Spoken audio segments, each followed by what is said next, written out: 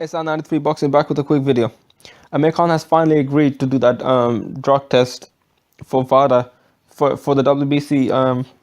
Basically, anyone who's ranked within the top 15 of every weight division in WBC needs to do this drug test. It's a random test they can come to at any time, any place, anywhere, and you have to submit the shit that you need to submit.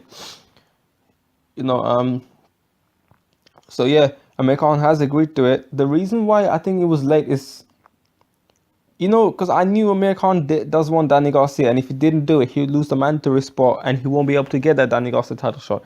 Andrew Garcia doesn't want Danny Garcia already, so there's no way he's gonna get that title shot or a shot against Danny Garcia. He has to use this WBC mandatory as a leverage. So what does Amir Khan? Why does Amir Khan submit it a bit somewhat late? I'll tell you why. A lot of us, and this is kind of a sad but a funny thing. I'm a South Asian. I'm from Bangladesh. People from India, Pakistan, Bangladesh, Sri Lanka, they're classified as South Asian, Southeast Asian, or whatever, and we end up being very late at things. He's being a Pakistani. This. Hey, listen, I don't want no Pakistanis to take this offense. A lot of Bangladeshis do this as well. I end up being late in every of my lectures pretty much. That's in the morning. I've got a 10 o'clock lab tomorrow. I don't know if I'm going to make it at 10 o'clock, but let's see.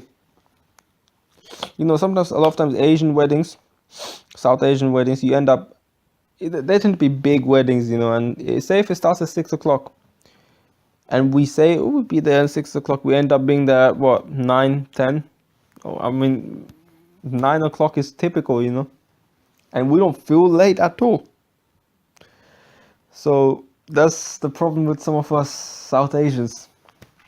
Now, this is a topic I was listening to some of these channels and the take on it, and some people were complaining about Amir Khan not being able to, Amir Khan still maintaining his title shot, maintaining his mandatory spot, so he hopefully will get a title shot against WBC Danny Garcia. So, some people were complaining about this, and I thought to myself, is it justified for Amir Khan to still be maintaining the mandatory title spot? Now, let's look at this. The problem with a lot of people is consistency. Some people, look, you have to be consistent. If one person is doing something similar or even worse, and you're not calling them out for it, then that's not being consistent. And let me make my point. Let me give my point on why Amir Khan doesn't deserve the title shot according to people. Now keep in mind, Amir Khan did move up weight for Canelo. It was a different weight division, right? He got knocked out. It was a stupid fight in the first place. Amir Khan should have never taken that fight. But he's stupid. Took that fight. I remember Amir Khan once, I'm fairly sure some medical people told him he lost body fat percentage, 1% body fat or something like that. And he went out. I think it was him. Maybe I'm wrong, but I think it was him saying that I have 1% body fat. And I cracked up laughing. I don't know if I read it in an article or a video. I could never find a video, but I'm fairly sure it was I think it was Amir Khan, I'm fairly sure. So, I had this mindset that Amir Khan at times can be very stupid. And I was not surprised that he took the Canelo fight. He got balls, but he's stupid. But, Amir Khan goes up, gets knocked out. It was a fight that he was winning, but he got knocked out. It's a TKO stoppage, right? He goes back down to 147. A lot of people are saying he does not deserve the title shot. Even some fighters, I think Sean Porter made a comment on this. But, this is the thing. Amir Khan goes up there, happens. Kell Brook kind of does the same thing, except that Kell Brook's a IBF. Well, he's a world champion basically. He goes up, and you can say Kell Brook fought better, but there's many arguments that he fought worse. I made this in many of my other videos. He actually, in many ways, did better than Khan. Many ways, did worse than Khan. So in a way, let's, for the argument's sake, say it's the same, because it is pretty much the same thing. You got stopped, and you can say he has not been on the ground. Khan's been down there for 6 rounds. If it went 6 rounds, he would be on the floor. And with a broken face. He will definitely be on the floor with a broken face. At least Khan doesn't have a broken face. You could make the argument, right? So, it's crazy because Kell Brook still has the IBF title at 147. I don't understand, because no one seems to speak about like the fact that whether he deserves his title, he deserves to hold his title yet. I mean, not many people spoke about this. I'm fairly sure a few did. But my point is this: so many people speak about Amir Khan, saying that he doesn't deserve to be a mandatory because he got stopped and knocked out against Canelo. Well, then the same thing can be said for Kell Brook. Why does he get to maintain a title at 147? How does one justify Kell Brook maintaining a title, a world title?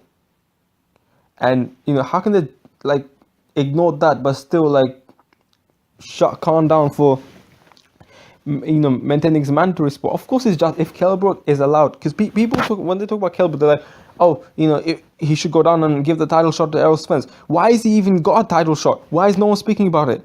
People casually took it like as if, it's okay, he has a title, he just needs to give a shot to Errol Spence.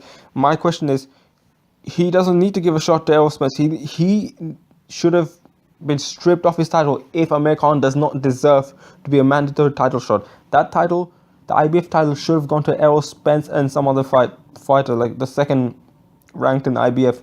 So, for you to say that Amir Khan doesn't deserve the mandatory spot, well, tough luck. Kell Brook is doing the same thing as well.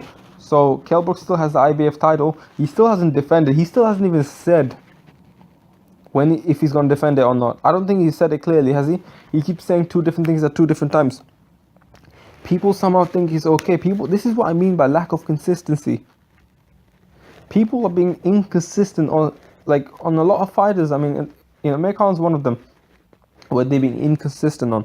Yeah, Amir Khan, if you think Amir Khan doesn't deserve the mandatory spot, and he's still getting maintain the mandatory spot, and obviously you think that's some fucked up shit. But I think it's more fucked up when Kell Brook gets to hold his title shot because he's a champion. He shouldn't even have that.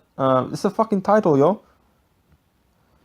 So yeah, that's kind of what I think. People don't look at it. People are not consistent. I don't know if they're being biased. I don't think all of them are being biased. I think it's just people don't realize how inconsistent they seem.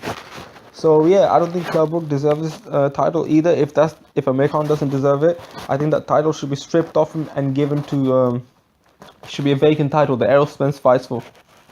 So that's kind of really what I have to say. Amir Khan, I hope he gets the Danny Garcia fight. I hope he I do believe in him. I think he has great potential, especially if he trains well.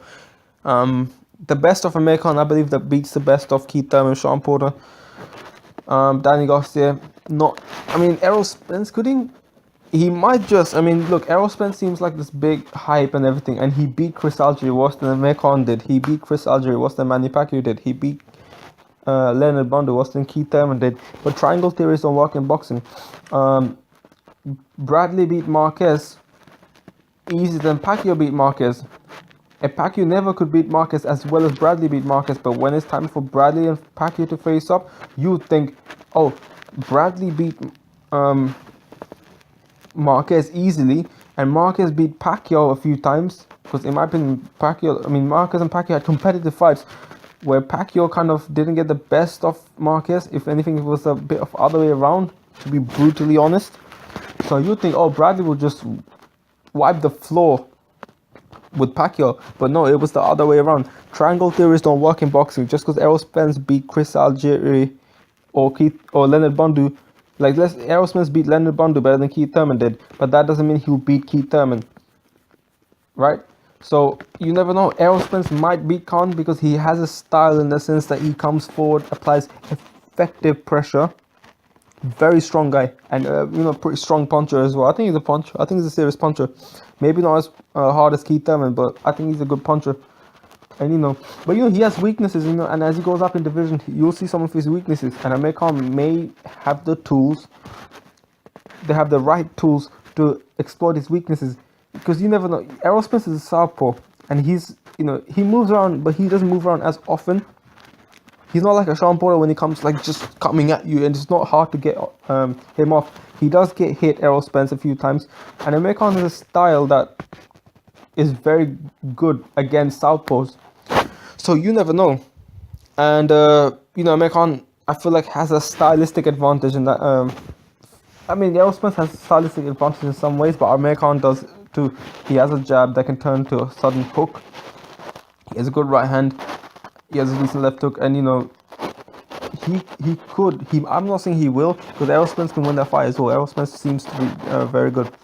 So you know, I'm not going to jump on the bandwagon, but I think the best of Amir Khan beats the best of Keith Thurman, Sean Porter, Danny Garcia, and you know, possibly Errol Spence as well. So that's kind of what I think of it. And anyone who disagrees with me, please, if logically, right, why? Or if you're gonna make a video response, apply logic, be consistent, apply logic. So other than that, hate, like, comment, subscribe for more boxing videos. I'll be back with more videos very soon.